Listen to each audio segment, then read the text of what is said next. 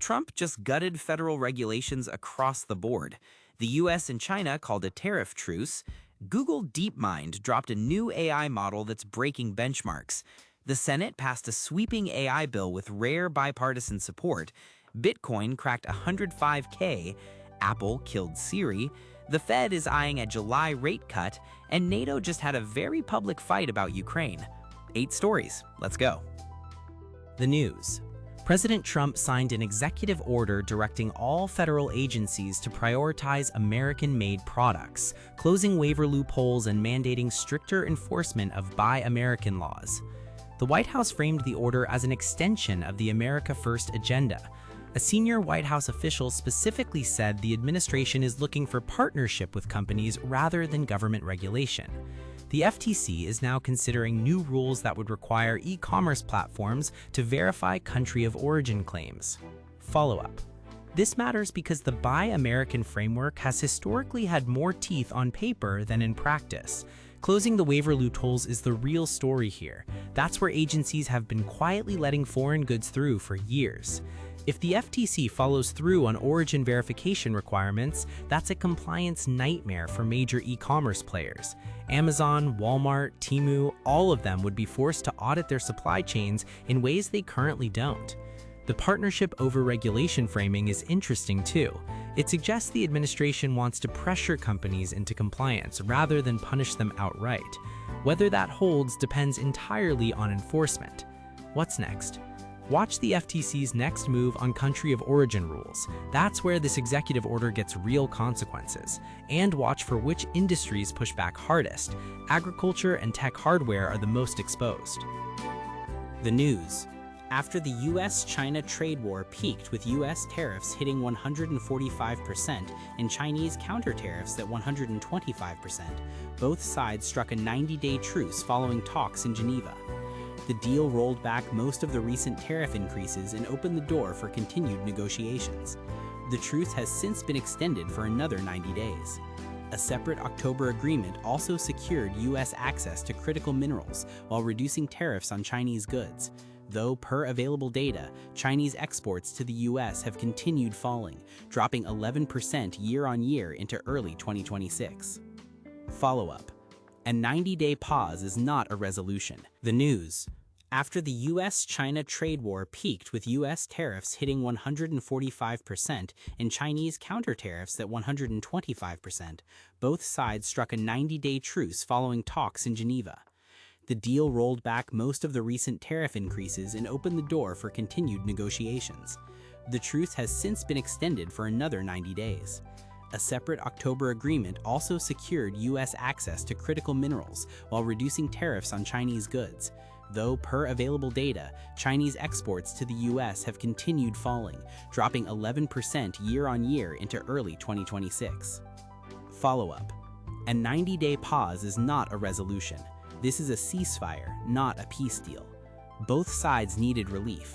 The 145% US tariffs were genuinely disrupting American importers and Chinese manufacturers were bleeding. But the underlying tensions haven't moved.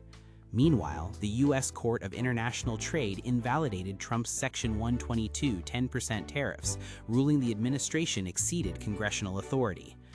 And a Supreme Court ruling has now put IEETA reciprocal tariffs, including the fentanyl tariffs on China, Canada, and Mexico, under legal pressure.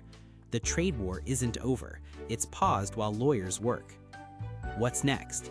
The 90-day window expires fast. Watch for whether a more permanent framework emerges or whether tariffs snap back the moment talks stall. The Critical Minerals Agreement is the most durable piece of this. That's the one with real strategic weight. The news. At the Android show I/O Edition 2026 on May 12th, Google unveiled what it's calling Gemini Intelligence, a rebranded, expanded AI system rolling out across phones, tablets, cars, laptops, and future smart glasses. This is the most aggressive deployment of Gemini across the Android ecosystem to date.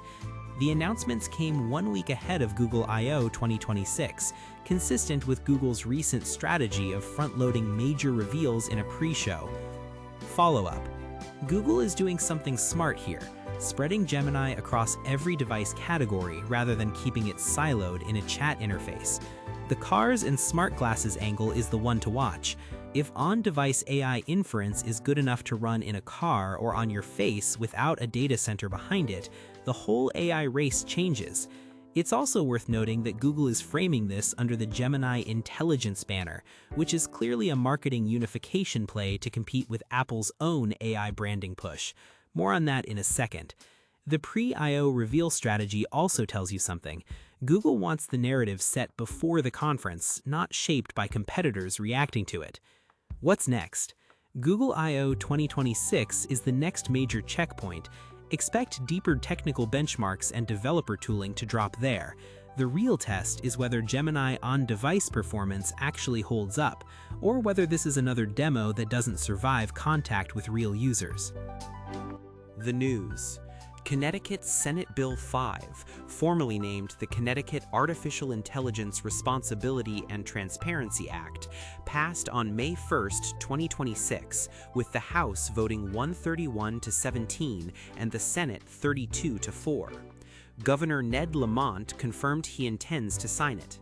The bill is one of the broadest state-level AI regulations in the country. It requires companies to give consumers the ability to appeal AI-driven decisions and pushes back the implementation start date to January 2027. Follow-up. Connecticut just did what Congress hasn't. A 131-17 House vote and 32-4 Senate vote is not a close call. That's a mandate. The consumer appeal provision is the sharpest edge of this bill. If an AI system makes a decision that affects you, you now have the right to challenge it. That's a real change. It also replaces 2024's Senate Bill 205, which got delayed in a 2025 special session, so this has been building for a while.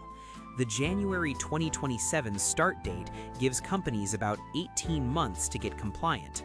That sounds like a lot until you realize most AI systems in production today weren't designed with this kind of transparency in mind. What's next? Other states are watching Connecticut closely. If Lamont signs this, and he said he will, expect California, New York, and Texas to all accelerate their own AI legislation timelines. Federal AI regulation is still stalled. States are filling the vacuum. The news. Bitcoin surged past $105,000, driven by record institutional ETF inflows. Per CoinShares data from analyst James Butterfill, crypto investment products recorded $857.9 million in inflows for the week ending May 9, 2026, the largest weekly figure since April 24, and the sixth consecutive positive week.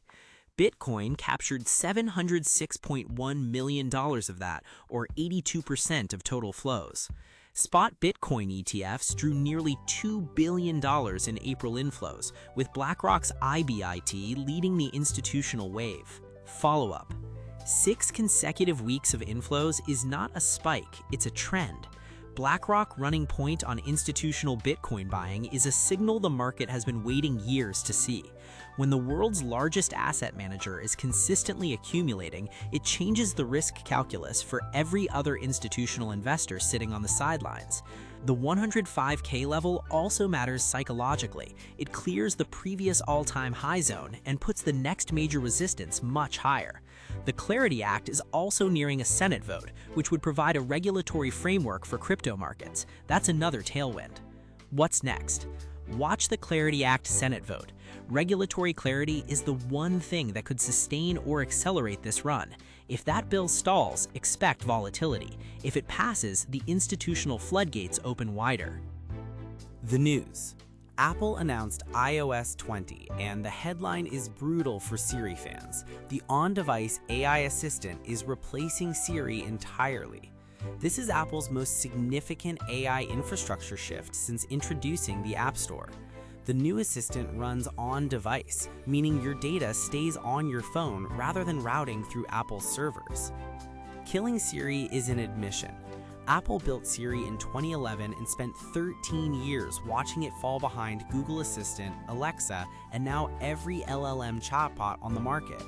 On-device AI is Apple's differentiation play. Privacy is the pitch. While Google and OpenAI route queries through massive cloud infrastructure, Apple is betting that consumers will choose the assistant that doesn't send their conversations to a data center.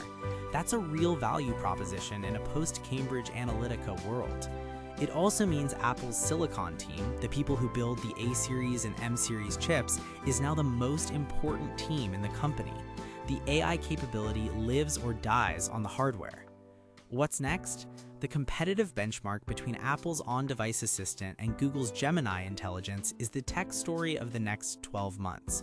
Watch the developer reception at WWDC. That's where we find out if this is a real replacement or a rebrand. The news. Federal Reserve Chair Jerome Powell signaled that a rate cut in July is possible, pointing to cooling inflation as the primary driver.